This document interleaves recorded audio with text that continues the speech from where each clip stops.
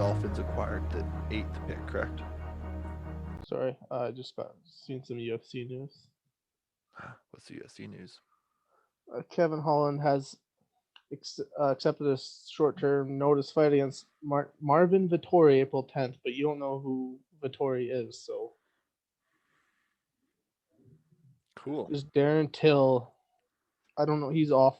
He was supposed to fight Vettori April 10th originally. Mm-hmm. I don't know what happened to him, but that would be a sick fight. Kevin Holland's exciting and Vittori's good.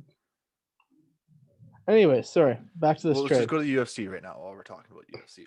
What do you think about the UFC? Like, more specifically, the last 3 matches, because those are the only ones I watched. So did you watch? What was the last? Actually, I three? watched Khabib's brother as well too fight. That's not his brother, but It's not. They have the same last name. still not. I don't even know if they're related. Oh, what? Yeah, That's what he Tommy was like. Oh, in this his is corner. Khabib's brother. No, I don't even think he has a brother in the UFC. But like, he was in his corner, so I don't know. They are like they do know each other and stuff, but I don't know if they're related. Okay, so oh yeah, so you watched the O'Malley Almeida fight. Yes. Yes. He just destroyed him. Like he should have had him knocked out in the first round, He should have. but then he just stopped. He said in an interview after that supposedly he had shirts made up that said another right hand from the Suge Show or something, and he knocked him down with the left hand. So in order to sell his shirts, he wanted to knock him out with his right hand. No way. This is what he claims. I am not surprised by that. You can just tell though, all he's in there for is just to get that like 10-second snippet that gets passed around Instagram of him just knocking somebody the fuck out. When he said, like, I only have 15 minutes in the reform, I want to do something exciting. Yeah, and I respect that. Yeah, but I mean, at the end of the day, you kind of might bite you in the ass one day. It almost did. He's just lucky that the other guy just couldn't throw a punch. He was just a punching bag for 15 minutes. He was just getting his ass kicked. Like, oh my gosh. He was confident in there what he's doing, but it all takes one catch. And then the fight after that, Tyron Woodley was looking good at the start, gets caught by one punch down to the ground, and fucking good night. Like, I'll admit I missed that fight because I was really craving some jalapeno Miss Vicky's. So I looked at that and I was like, okay, I'd rather watch the main card than the Tyron Woodley fight. So I dipped out and got some chips really quickly and came back. All right. And then I'm pissed. I wanted to see Tyron Woodley fight, but he's kind of done now. His UFC contract's up. I imagine he'll go sign with Bellator.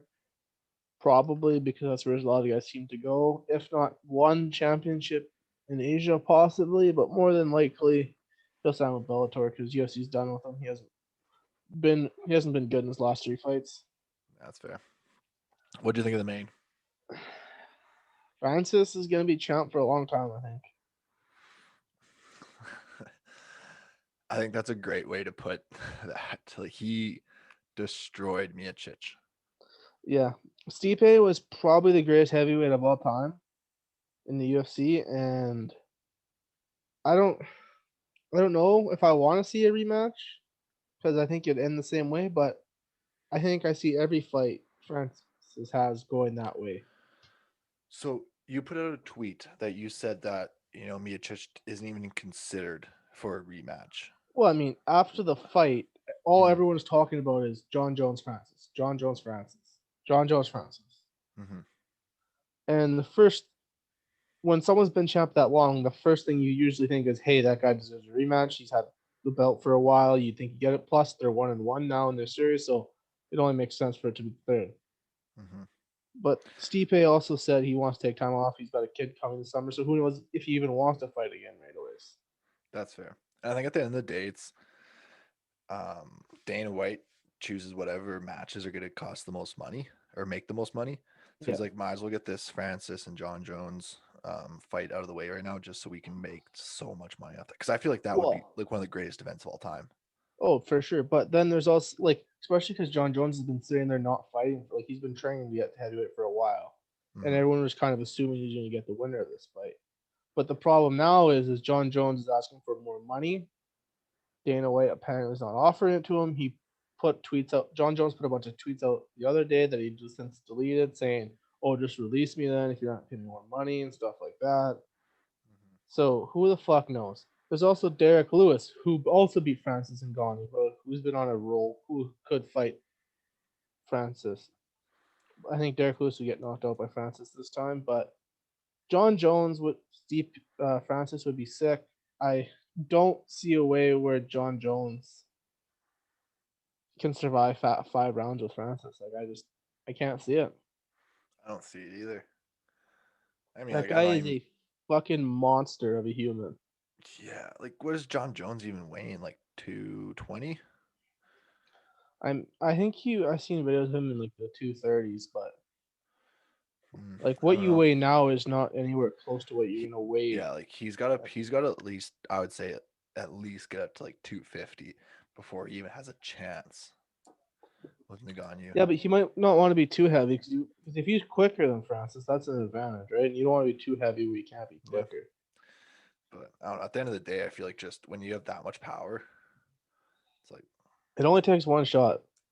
that's fair. Like That's he fair. caught Stipe. Stipe caught him with a good punch. Like he caught him, but Yeah, then he got too confident and he should have fucking took his time to fucking settle back down. And then but he just kept going out and got caught again, and it was good night, Jim Kite.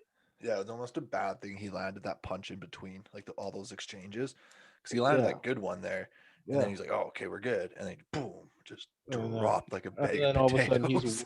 he's waking up on the fucking side of the mat saying, "What the fuck happened?" You could just tell him his, like when they woke him up, he was waking up and it looked like he was still just like ready to fight. Because I'm Oh sure yeah, you just, oh, ridiculous. I'm But sure you anyways, don't Kate, remember that 10 seconds. no, probably not. I'm happy for It's probably good. Francis, sad for Stipe because Francis' story is fucking insane. Have you Like listened this to the guy, podcast?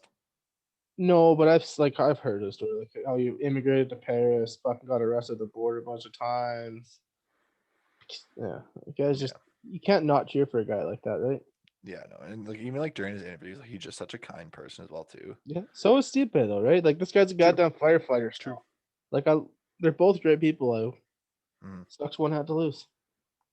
It's the name of the game, baby. At the end of the day, they both got millions of dollars to that fight, so I don't really feel sorry for any of them. I don't know how Stipe is still a firefighter. Like, you just got paid millions of dollars to get knocked the fuck out for everybody, but you're just gonna go back to the fire hall in a month or so and back to work.